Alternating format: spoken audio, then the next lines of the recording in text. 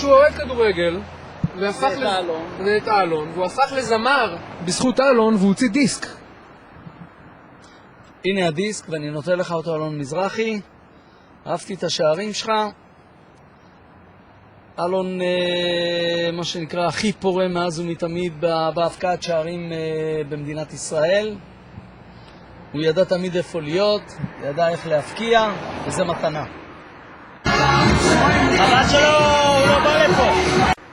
זה לא יצא לחנויות, כי אני לא עושה את זה כמסחר. אז קודם כל אם אתה תראה אותי, תודה רבה לך, ושיהיה לך הרבה בריאות והרבה הצלחה, ואני מבטיח לך שדיסק כזה יהיה אצלי באוטו, בטח, אני מבטיח לך. תתן לנו איזה קטע קטן על שאול אייזנברג, אמרת שיר, משהו? יש כאן שיר ששאול אייזנברג כתב, ושאני הלחנתי אותו על כל הכדורגל הישראלי. יש כאן שיר על השוער אבירם שנהרג בכנרת, ויש כאן את השיר של האליפות לפני כמה שנים שהפועל תל אביב לקחו. והנה מתנה. אני אוהב את זה.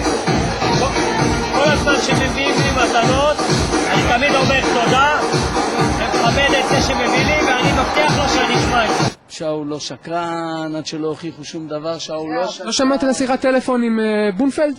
לא יודע מה היה שם, האמת שלא שמעתי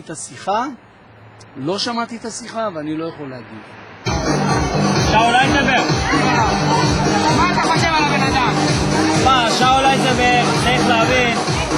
לא הייתי אומר דבר על שאול. ושאול, הוא יושב ראש הפועל תל אביב, ודובר ההתאחדות לכדורגל, ומצפה ממנו להתייחסות הרבה יותר מכובדת. אם אני הייתי שומע את זה, אני הייתי מגיב. אותה שלי שאתם קצת תמיד.